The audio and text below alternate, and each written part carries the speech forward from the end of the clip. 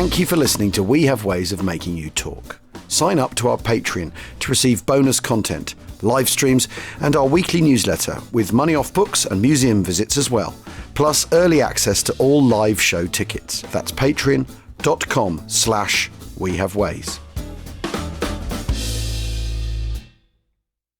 Hey, this is Bill Simmons from the Bill Simmons Podcast, here to help you make the most of your summer with Michelob Ultra, a superior light beer worth playing for. Play for it with the guys when you're competing to see who can sink more birdies on the golf course, because winning tastes even better with Ultra on the line. Play for Ultra. Fill your fridge with Michelob Ultra this summer. Enjoy responsibly. Copyright 2025 Anheuser-Busch Michelob Ultra Light Beer, St. Louis, Missouri. Today's top story, the flavor merger of the century between the Peanut Butter Group and Chocolatey Corp. Joining me is a PBC executive. Thanks for having me, Barry. Now, how did you know the merger and the byproduct of it, Jif peanut butter and chocolate flavored spread, would be a success? You know, it was a gut feeling, a rumbling, if you will. Besides, they're two titans of taste. Very true. Goes great with pretzels. And pancakes. Apples too, I bet. Try Jif PBC today. Hey, it's Paris. You know I love sparkly things, right? Like stars. Duh. And thanks to Hilton and AutoCamp, I just slept under them. Picture me, serving looks by the fire outside my luxurious Airstream, making s'mores with the kids, while a national park is our backdrop. The great outdoors meets Hilton hospitality. That's hot. Explore all the new ways to stay at Hilton.com. Hilton for the stay.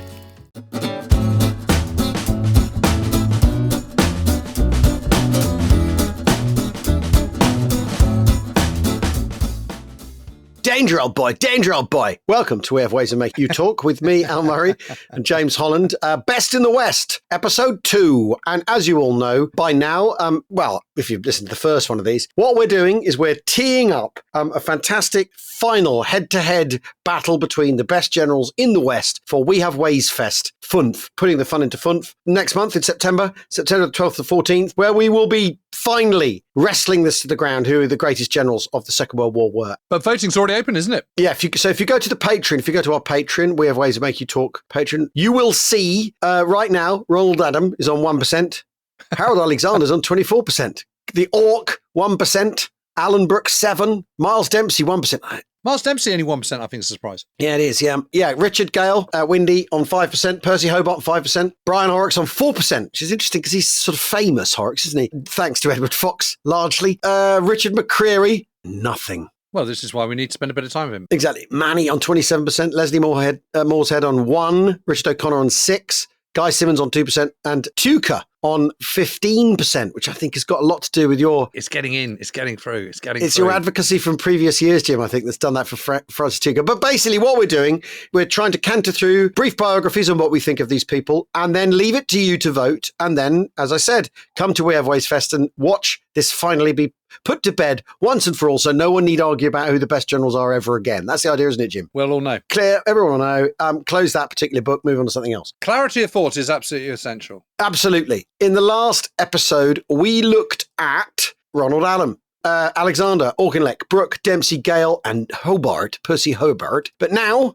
we start with another H, Lieutenant General Sir Brian Horrocks. Horrocks is, I think, he's another one of these imperial types, isn't he? He's born in India. He's an army kid. His dad's a gunner. He goes to Uppingham and then he goes to Sandhurst. And bang on time. He's born in 1895. Bang on time for the First World War in the Middlesex Regiment. Machine Gun Corps. That's right. Yes. So that's interesting, isn't it? Yeah, becomes a sapper. Then he's gassed in 1917 at 3rd Ypres and then goes to the Machine Gun Corps. And, you know, he has a good First World War with the Military Cross and all that sort of thing. But then, you know, he's another one of these people. What do I do now? The Machine Gun Corps disbanded after the First World War. And what he does then is extraordinary, isn't it? Yeah, exactly. Yeah, Paris Olympics, 1924, modern pentathlon. Oh, no, there you are. That is the Chariots of Fire year. He's just not sprinting. Well, he is sprinting, but he's in pentathlon. Yeah, but he's in the background somewhere, isn't he? Lobbing something as they're running around. Oh, geez, old boy. But he goes to the staff college, go to Camberley, so you know he's on his way up and through the army. Yeah, and again, someone else who's an instructor at the staff college. And if you listen to our last episode, a lot of these people have not only trained there, but they've taught there. I mean, there's the other thing. Everyone knows everyone. Yeah, British Army might be one of the armies in the interwar years in the world because it's a big imperial army, but everyone at this level knows everyone else. Yeah, but like Dempsey, he's only a half colonel in 1939. He's a battalion commander, nothing more. He's not a general, again, so... Yeah, in Monty's 3rd Div. So with the Middlesex Regiment, 2nd Battalion. So Monty gets to see him. Yeah, sees how he operates. And likes kind of a jib, likes the fact that Horrocks doesn't quibble. He's not a bellyacre. Yeah, but rather than sort of being sort of incubated under Monty's watchful eye in Britain, in England, he's sent to the Middle East in 1941, and with a brigade command, so 11th Indian Infantry Brigade, which after all, because of his sort of... Indian Army background. Exactly, that's a sort of reasonable sort of situation to find himself in. But then it's interesting, because Horrocks is wounded at least twice, isn't he, during the war? Yeah, very badly. Yeah, wounded in the chest during Operation Crusader in November 1941, fighting the Italians, escapes, rejoins 8th Army, and then is promoted to Major General. So he's clearly one of the sort of coming men in 8th Army. And he's now got a bit of experience. He's been in France in 1940. He's done Dunkirk. He's now been in the early years of the Desert War and survived. Yeah. And when he's promoted to Major General, he gets given command of 9th Armoured Division, which is quite odd because he's an infantryman. He has no experience of armour whatsoever. Yeah. I mean, this is meteoric, isn't it? Because as you said, he's a battalion commander in 1940. In 1942, he's promoted to Lieutenant General and is commander of 13 Corps under Monty in August 1942. And that is meteoric, isn't it? Yes, and the reason he gets in is because Monty is absolutely sick to the back teeth of all the bellyachers, doesn't like them, gets rid of a whole load of them. There's a sort of clear out of 8th Army top command, and he thinks, well, I remember Horrocks. He was a jolly good chap. He did what I told him to when we were in 3rd Div. He'd be the man. I mean, it's interesting, though, he doesn't get any higher than Lieutenant General. No. I mean, that's still pretty high, to be fair, but, Although as soon as he gets there, he's defending Almhalva Ridge. And does a pretty good job, to be fair. Yeah. Then he's offered 10 Corps, which is the Corps de Chasse, the sort of cavalry people, but he declines, doesn't he? Which I think is very interesting because he thinks, I don't know enough about armour. And I don't want to cock it up and ruin my career. But also, that's very Monty, though, isn't it? Is in the end, if someone thinks they can't do something, Monty would rather know that than then say, yeah, I'll give it a go, sir. Well, he just thinks he needs a bit of it, to see how it all works first. Yeah. He does then get given 10 Corps later in the year. Dempsey comes into 13 Corps. We talked about Dempsey in the last episode. And is there to the end of the fighting in North Africa, isn't he? Yeah, but he really fluffs it at the Wadi Akarit, beginning of April 1943. This is where the 4th Indian Division have outflanked the Italian First Army, which is what used to be the Panzer Army Africa under Rommel, but it's had one of its kind of sort of name changes. Yeah. The whole point is that they've outflanked them, cut in behind them, and the opportunity is there for 10th Corps to storm through. And they're very slow getting going. Instead of going at kind of 10 in the morning, 9 in the morning, it's not till 2 in the afternoon or something that they finally get going, by which point the Italians have retreated and the kind of moment has passed. So he absolutely fluffs that. He then gets transferred to command 9 Corps temporarily in 1st Army because 8th Army has been put on hold at Enfidaville on the eastern side of Tunisia. So he gets transferred into 1st Army, and it is his corps that launches Operation Strike, but it is not his concept. It's Tuker's concept, Operation Strike. But he does benefit from the dramatic success of Operation Strike. There's no question about it. Yeah. But he then gets very, very badly wounded. He's strafed, isn't he? Yeah. So he's in a very bad way. Basically means he's sort of on hold, isn't he, for a little while, then comes back in Northwest Europe. He basically comes back after he's recovered, is brought in to replace Bucknell, who's commanding 30 Corps. Bucknell's fired for being slow. Operation Bluecoat, the end of very beginning of August. Yeah. Yeah, which I think Bluecoat goes quite well, really. So I think that's a little unfair. Yeah, they're a bit sticky. But it's Dempsey who sacks him, not Monty. Yeah. The door is held open once again for Horrocks. And he then runs 30 Corps to the end of the war in northern Germany. And I think we all know... It does very well. You can't hold Wadi Akarit against him forever. No, or Market Garden, because I think the thing we've reflected on is actually 30 Corps are relatively quick, given what's being asked. And also the state they're in by that stage of the war. This is not the start of Normandy, September of 1944, if your Guards armoured, is it? Much more attrited than you at your prime. And then, he's involved in all those big slugging matches in the winter of 44-45, particularly bad winter, and, gets all the way to the end of the war. Yeah, and he's liked. Everyone likes him. He's approachable. He's warm. He's got a sense of humour. He's clearly got a bit of personal charisma. I remember Stanley Christopherson really rated him, really liked him, thought he was terrific. And he's got he's got terrific frontline presence. He's a very visible commander. He goes and talks to the troops. He's not a kind of chateau general by any stretch of the imagination. Well, and if people want to sort of get beyond Edward Fox's turn as him in A Bridge Too Far, if people want to get a proper whiff of him, he had a TV series explaining how things worked, and he sat there, it's all on YouTube, and he sat there going, right, so obviously this was a rather sticky day and all that sort of thing with maps and charts and all models and all that sort of thing. He was very good, very competent, very good. I mean, you wouldn't ever say he was a sort of great tactician, a great thinker or anything like that. He's famous, isn't he, because of A Bridge Too Far and because of his TV series and because of his books and because Monty called him Horrocks. It's not because of his immense talent. I mean, he's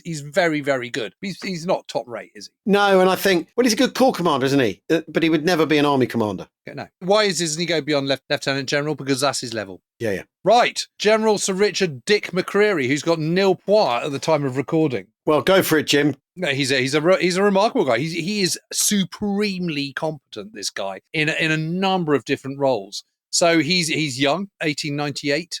He does get into the First World War, gets commissioned into the 12th Royal Lancers in 1916, serves on the Western Front, does very well. Wounded in action 1917, warded the MC, leading patrols under fire, develops early expertise in cavalry maneuver reconnaissance. And this translates very well into armoured warfare later on. Right. Between the wars and obviously into the Second World War. And, as you say, he's another of these guys who's just, ticks all the boxes. He's been in the British Army of the Rhine. He's been in India. He's done Staff College, tick, tick, tick. He served brigade major of the 2nd Cavalry Brigade, then in mechanised units. And by the outbreak of the Second World War, he's already, even though he's still very young, he's only 41, he's considered one of the Army's most capable cavalry to armour transitional officers. Yeah, because they know they need them. And so if you're specialising that, you've got a bright career ahead of you, haven't you? Yep, he's a staff officer in the BEF in 1940, but then is involved more directly in the rearguard and evacuation operations. Do you remember all those forces that get made, Mac Force and all the rest of it? So suddenly it's kind of staff suddenly having to kind of hold a front. So he's involved in that. Then he goes over to North Africa. Yep. And again, becomes a brilliant staff officer. So he understands about planning. He's meticulous, all the rest of it. He serves under Neil Ritchie. He's a key planner for Operation Crusader, which after all is a great success when it happens in November, December 1941. This is under General Cunningham as Army Commander. Takes over 8th Armour Brigade, then 7th Armoured Division. Serves under Montgomery in 8th Army, commands a corps later in the North Africa. But he is Chief of Staff to Alexander. Yeah. In Tunisia. So he's suddenly seen the kind of top level. He's seen absolutely the top. He sees how this army group commander works. I mean, to be Chief of Staff to Alexander at that time is a really, really plumb post. And then he gets promoted to command 10 Corps during the Italian campaign. So this is Salerno, an Operation Avalanche. So it's very well under Mark Clark, very collegiately, very good as coalition commander. Yes, he's been a staff officer, but he's also seen tons of action as well by this point. He is very well placed to be given a corps of his own. He understands how commanding a corps works. He understands about armoured warfare. He understands about combined arms warfare. And he's very successful as a 10 Corps commander. This is Operation Avalanche, invasion of Salerno, landings at Salerno in September 1943, all the way up through that very tricky stuff. He's in 5th Army, so he's in American Army, British, 2-division, sometimes 3-division corps.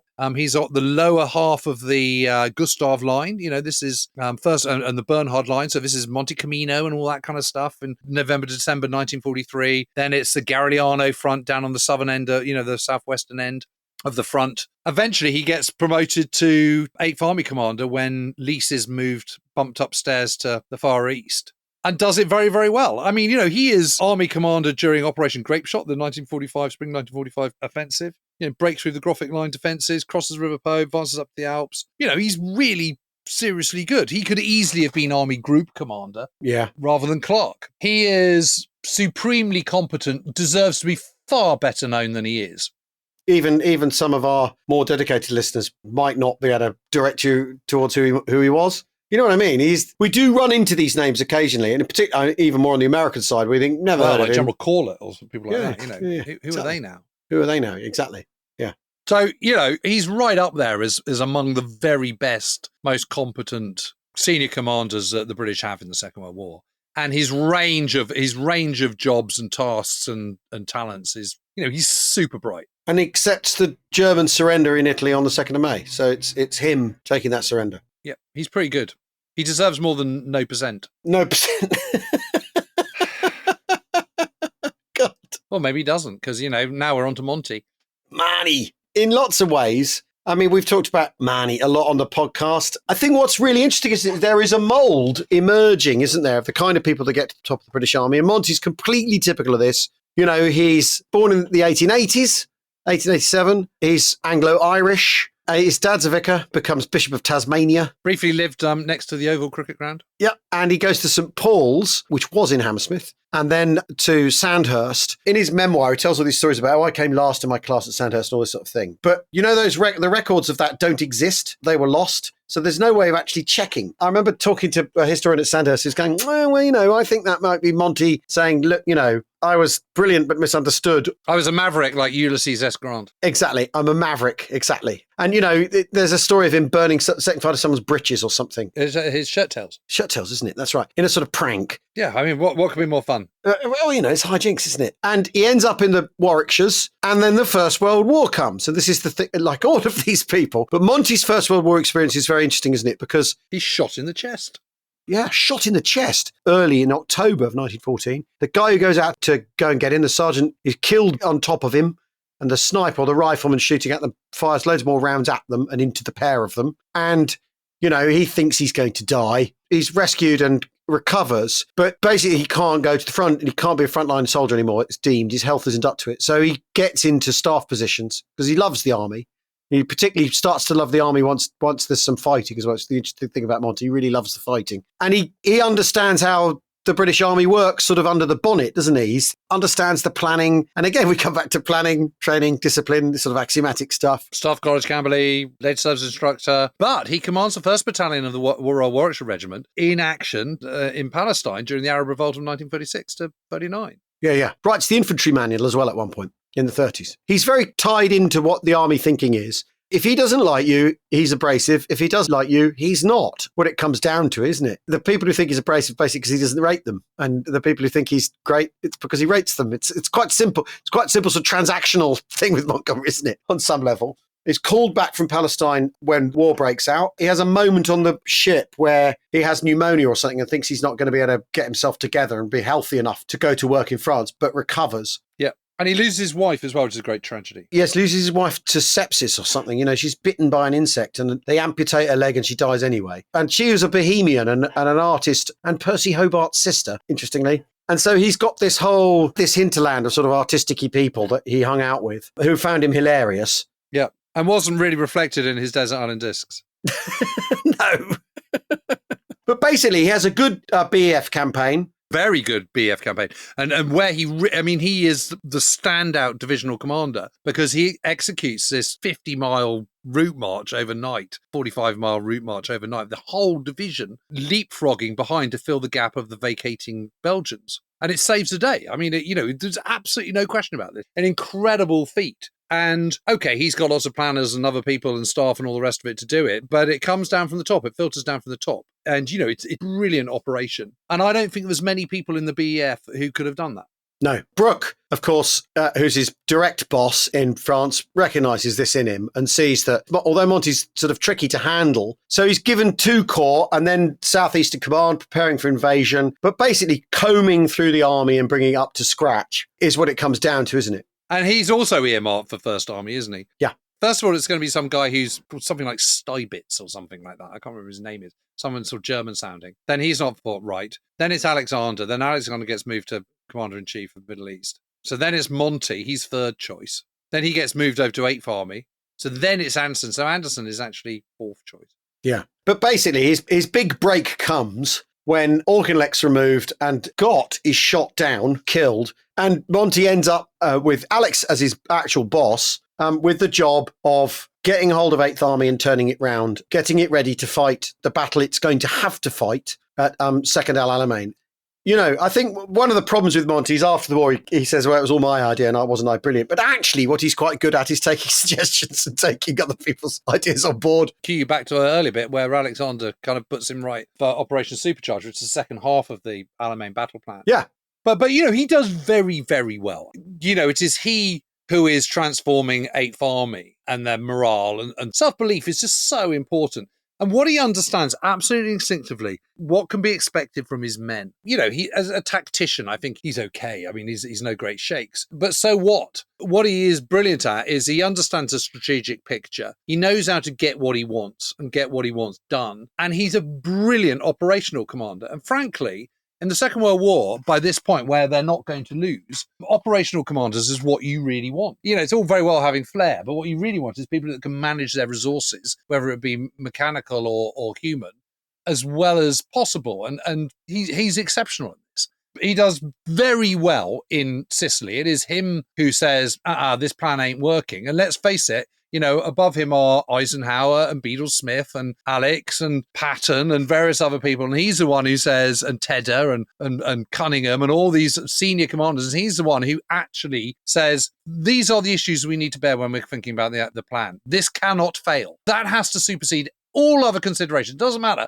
You know, obviously we want to win in 2 weeks, but it doesn't really matter. What really matters is that this doesn't fail. That's our start point, work backwards. And that's our plan. And it's very successful. You know, Sicily is taken in 36 days. And yes, okay, they get a bit bogged down in the Catania plain and all the rest of it. Who cares? It doesn't matter. The point is they're going to win. It is going to be a triumph. It is going to knock Italy out of the war, all the rest of it. He then does perfectly well in Italy in very difficult circumstances. I mean, it's not his finest moment, but that's nothing to do with him. You know, he does as well as he could possibly have expected. His big thing, though, is the planning for Overlord, because it is a team effort. It's tri-service. It is international. But the buck stops with him.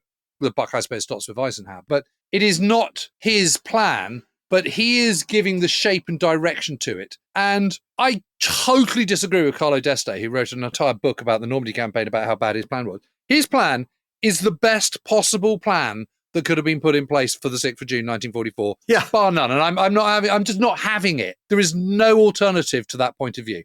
Yeah, oh, well, and his ability to then adapt when it isn't working and all that. He is actually far more flexible than even he gives himself credit for. Yeah, I think so. And you know, Normandy is won in 77 days, not 90, which was what was predicted. It is a monstrous victory. I mean, you know, 2 German armies completely smashed. I mean, okay, a few remnants get through the Falaise Gap. Who cares? I mean, the point is it is a walloping victory. And he is one of the chief architects of that. Yeah. And, you know, and his management of the rest of 21st Army Group, where at the end of the war, you know, Britain has to have a seat at the top table. They have to minimize casualties, but they have to be really absolutely at the forefront of all the major actions. His part in that is a masterpiece. Tick, yes, they do have a seat at the top table. Tick, they do get the first unconditional surrender in Northwest Europe. Tick, they do have huge swathes under his direct command. Tick, he does have huge influence. So, you know, hats off. And you can say, oh, well, you know, Patton got across the Rhine quicker, you know, with less fuss or the rest of it. Balls to that. You know, Varsity was a brilliant plan. Plunder was a brilliant plan. And, you know, all his major operations enhance British military power for the post-war rather than detracting. That is his remit. Who did the Germans come to surrender to first? Quite. Yep. Rest of the case. So he's exceptionally good. Okay. Well, we need to take a quick break before we do our last couple of candidates. And I mean, you know, there's some strong views there. And go and vote, please do. We'll see you in a moment. My cat Freddie loves to be brushed and cuddled. But stirring up his cat allergens meant sneezing and itchy eyes. Then I found Purina One Live Clear. It's cat food that reduced the major allergen and my suffering in as little as 21 days. Now, we feel closer than ever. If you have issues with cat allergens, you really need to try Purina One Live Clear. Try new Purina One Live Clear today. Purina One, a difference from day one. This episode is brought to you by Nespresso Virtual Coffee Machines. Ready to enjoy the bold flavors of barista-quality Nespresso iced coffee at home? Simply fill a glass with ice and press the brew button on your virtual pop machine to enjoy rich double espressos roasted to stand up even when chilled. Refreshingly bold iced coffee. Refreshingly easy to make at home. Visit Nespresso.com to shop now. Lowe's knows that no matter your paint project, saving is at the top of your list. That's why when you shop today, you can buy one, get one free select Valspar and HGTV Home by Sherwin-Williams one-coat coverage interior paints via rebate.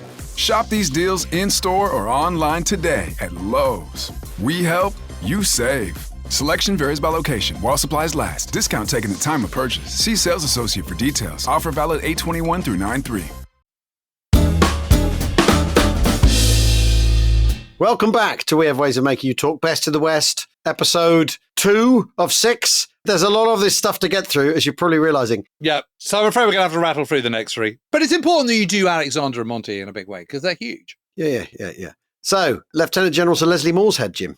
Well, he is, again, he's extremely competent. I mean, you can't really fault what he does.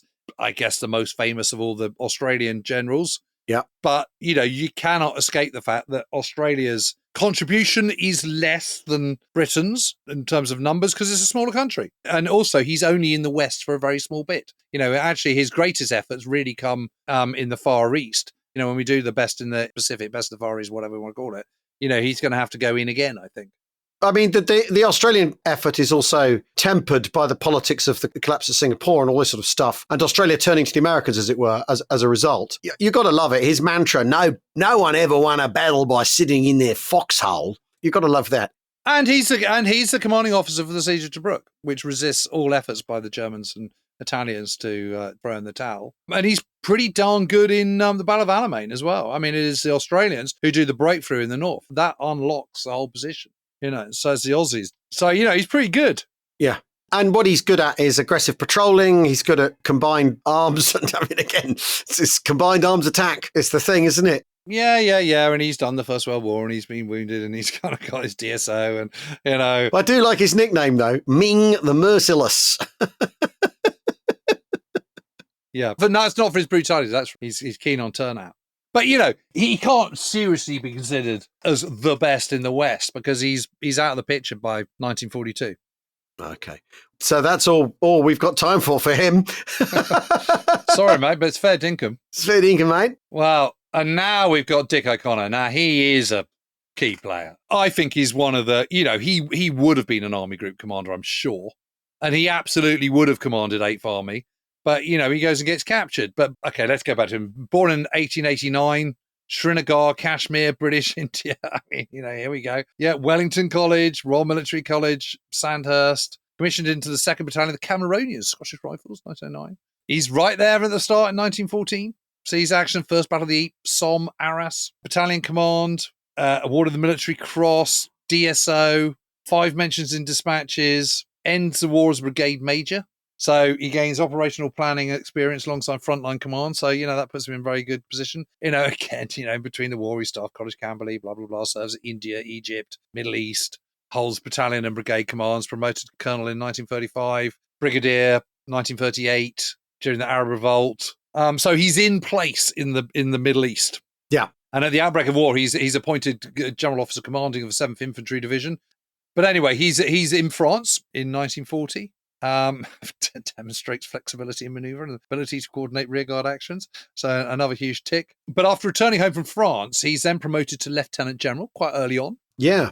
So he's again earmarked, sent out to Egypt, commander of the Western Desert Force under General Sir Archibald Wavell's Middle East Command. And it's only 2 divisions, 7th Armoured and the 4th Indian Division, plus a few sort of, supporting engineers and artillery and all the rest of it. And he absolutely whips the Italians' arse. Yeah. Operation Compass, December 1940. Absolutely. Jot columns, this is maneuver warfare, mechanized warfare in the desert, runs absolute rings round the Italians, defeats 2 entire armies, puts 133,000 out of 170,000 in the bag. I mean, it is absolutely extraordinary. Gets all the way through Sinai to El Agheila by April 1941. Yeah. By which point Rommel's there and he's got his overextended lines of supply. The problem is just at the point where he really has an opportunity to kick the embryonic Deutsche Afrika Corps into the touch. A load of his troops get withdrawn for Greece. Right. In March 1941. So at the moment of highest momentum, when he really could have cleaned up Libya once and for all, his forces are reduced. And at that same time, him and Philip Neame they're captured. They actually accidentally drive into a roadblock and they're captured. And suddenly at a trice, one of the most successful, brilliant, experienced commanders that Britain has, who's absolutely got it. He understands all arms warfare. He understands mobile warfare. He's our very own Rommel. Gets put in the bag, which is terrible. And he spends the next couple of years in a prisoner of war camp near Florence, constantly trying to escape. Does escape at the Italian armistice. The doors the guards just go. And he makes his way back through the Apennines to reach Allied lines via Switzerland. Incredible. And returns to duty. Yeah. And in early 1944, with his strength recovered, he's appointed GOC of General Officer Commanding of 8 Corps, which is going to be part of the Second Army, Bimbo Dempsey's Second Army. He should have been commanding that army. I mean, Dempsey's really, really good, but the writing is on the wall for that to be O'Connor's. There's no reason why not. The only reason why not is because he spent 2 years in a prisoner of war camp. But just think where he could have been. I mean, he's a brilliant commander. And his performance in Normandy is exceptional. He's brilliant in Epsom, brilliant in Goodwood, I think, brilliant in Bluecoat. It is Bluecoat, after all, that is the great breakthrough for British Second Army. And it's a 2-corps front. It's 30 Corps on the east and left side, O'Connor's 8 Corps on the west and right-hand side. And it is 8 Corps that goes something like 16 miles on the first day. Yeah. Absolutely wipes the floor compared to 30 Corps, which is, of course, what leads to Bucknell being sacked and Horrocks taking over. He doesn't really put a foot wrong. Yeah, and then again, he's there till the end in Germany. Liberates Brussels, holds the northern flank at the Battle of the Bulge. He's part of plunder. I think it is really interesting, isn't it? Because as you were saying earlier on, you'd be in the right place, right time. You were saying that about McCreery, that you've got to be in the right place at the right time. Basically, if you're in post when you're winning, you're going to go to the top. And O'Connor's problem is he just disappears essentially from the cogs. I think more power to him for keeping up to speed and he just slots straight back into 8 Corps. He gets it. And this is kind of frustration with him because of what might have been. But even so, despite those 2 years as a POW, just think about what he's done. He's been in the Middle East. He's been in France in 1940. He's done a very good job in 1940, albeit part of the BEF that has to evacuate from Dunkirk, but he does. He then does a truly remarkable effort. It's one of the great British achievements of the war, a force of 36,000 men to overrun 2 armies of 170,000 men. That's something that not even the Germans do. It's not even what the Japanese don't barely do that. It's exceptional. Then he comes back and he just doesn't really put a foot wrong at all in Northwest Europe. So he's in Europe, he's in the Middle East, he's in North Africa, then has the personal courage to get out and escape and get back to the lines. But he's still there at the end doing a superb job. He's one of the great generals that we've never, army commanders that we've not had. And he really deserves very serious contention. He's an outstanding commander.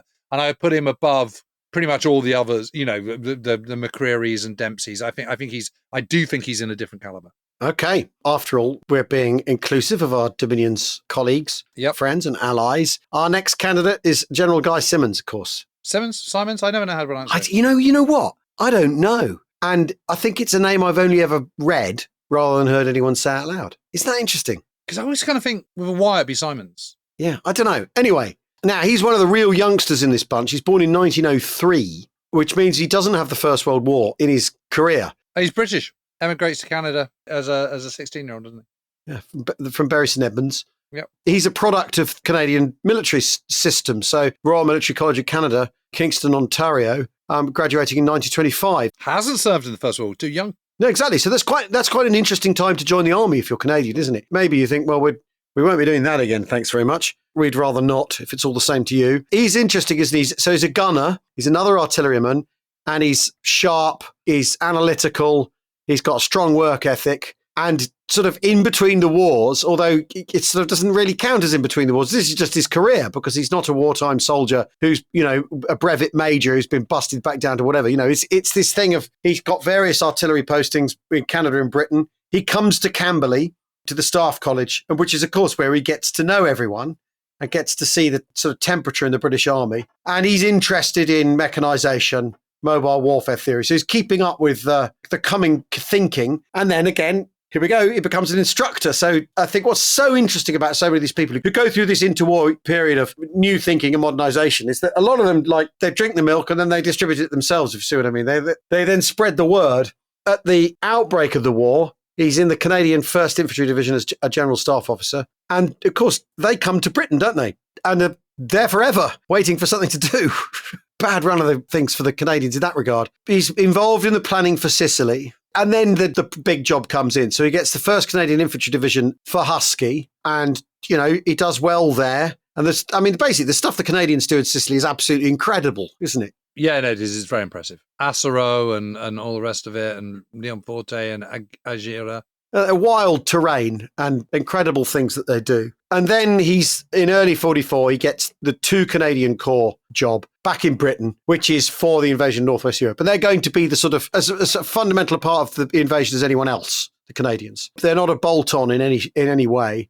And he runs Canadian 2 Corps battle, Operation Totalize, which is using all sorts of new ideas, APCs and stuff for kangaroos, which are defrocked priest, you know, the self-propelled gun without the gun. He's really, really pushing hard to try and... He's innovative, isn't he? Yeah.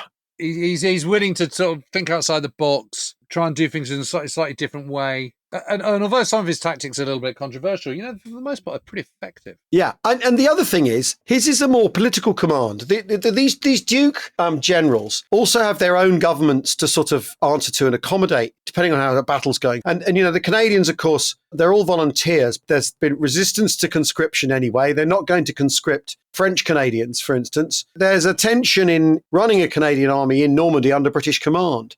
There is a political aspect to the job that I think is part of what Simonds is also having to deal with at the same time and can't be forgotten. You know, that's why he's innovating. He's trying to save the lives of his men a lot of the time. You know, if you've got guys in APCs, they're not blundering around in the night trying to keep up the tanks, you know, getting left behind or the tanks separated from the infantry. It's about taking care of people and making sure things run properly. And I think there's that little grain of the political element of his command in what he's doing. Yeah.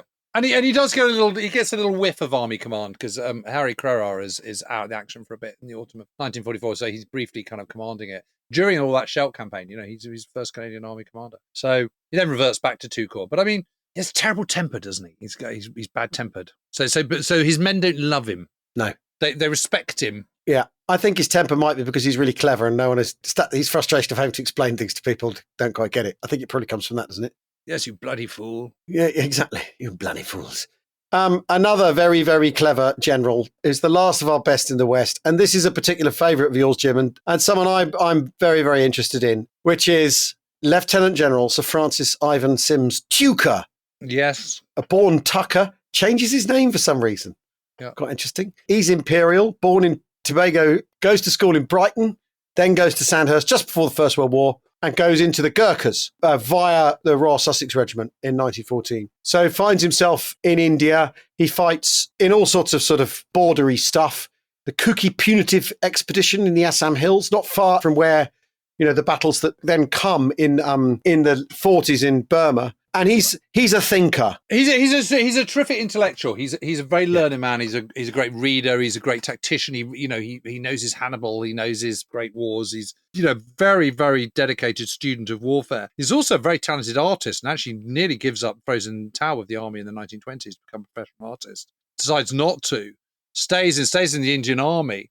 But finds it very frustrating because, you know, he's just thinking, you know, what's the future of warfare? What's it going to be like? You know, what can we do? How can we be innovative? How can we get, a steel march on any of our future enemies? And no one's really interested. Well, and also the Indian Army is never going to have to do any of that. The Indian Army's job is border policing. Well, yes, except that, you know, he can see the writing on the wall because, you know, he's learned and reads papers and listens to the news and all the rest of it. So he writes lots of articles under pseudonyms and things. And he's actually running the staff college at Quetta at the start of the war. And I think the big thing about him is he's very clinical. He's very future forward thinking. You know, when he comes over, before he takes over command of 4th Indian Division, he's posted to the front. And, you know, it's he who points out the kind of the idiocy of the Ghazala line, for example, and says, you know, this is crazy. You just need to do this because X, Y, Z. You know, if you just reinforce Tobruk, you know, Rommel can't isolate that. He has to confront it and then you'll beat him. Whereas, you know, if you have a line, you're strung out with all these boxes and stuff. You're stuck where you are. And literally everything that he suggests, he's right about. He's a meticulous trainer, and he trains his men not just only in conventional, ground warfare, but mountain warfare. They're all super fit. They know how to kind of do different things, whether it's dusty plains, whether it's desert, whether it's mountains. He puts them to their task in the McMartha Hills and the outback in the Marif line. His big moment is at the Wadi Akarit, which Horrocks fails to exploit when his men, he says, well, I can get up these mountains and turn the Italian line, and they do. And as we said before, Operation Strike is his concept. And this is so successful, it's no longer famous because it happens so completely according to plan. And that's because the planning of it, the clarity of what everyone has to do is so clear that it can't possibly fail. And he's absolutely spot on in Italy. I'm a huge admirer. I think, his like O'Connor, he's the great British Army commander that we never had. I mean, had you given him command of 8th Army in 1942, it could have been him commanding. But he's ill, Yeah, well, he's ill. And I think that, is he ill because of the stress of it? I think probably yes. No, he has rheumatoid arthritis. I know, but you know what I mean? Or he's tired, and that's why it can get him. I think probably part of his problem, the reason he doesn't ascend to such a lofty height in wartime, is that he's not very good at disagreeing with people and coping with disagreement. And certainly, doesn't really suffer fools, even fools higher rank than him, is the problem. That may be the impediment to Tuker's army career, is that he is so brilliant. But it's very interesting. After the war, he's involved in, he wrote an amazing book about partition and about reorganizing the Indian army into 2 armies. He was the architect of that. Yeah, yes, he was. He is quite clearly an absolutely brilliant man. His clarity of thought, his understanding of what the troops can do is comparable to Monty, I think. That limitations and how far you can push them. His clarity to kind of read a situation and a position and work out what needs to be done. His forward thinking, his embracing of modernity and all the possibilities that modern warfare can bring an army commander and bring a command, I think is, he's very perceptive on that front. What stops him from being the very best of the West is that he doesn't achieve high command, that he gets ill at absolutely the wrong moment. Had he not got ill at Casino, had Casino been a great victory, which it could have been, he'd have ended up commanding corps. It could have been him in charge of 8th Army rather than McCreery, Who knows? Anyway, those are this episode's Best in the West Duke candidates. And don't forget to go to the Patreon and vote. So that was, of course, Horrocks, McCreery, Monty, O'Connor, Simonds, and Tuker.